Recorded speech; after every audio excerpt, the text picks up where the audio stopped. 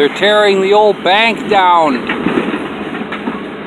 in Escondido here. Actually, this is right between Escondido and San Marcos. Yep, they're tearing the bank down here.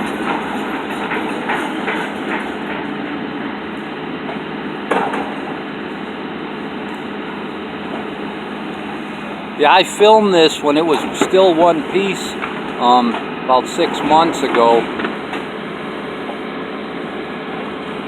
Yeah, you know, people sell drugs over there, and you know, the homeless live over there, and they want to clean this area up, you know. So anyway, well guys, thanks for watching my video and listening to me.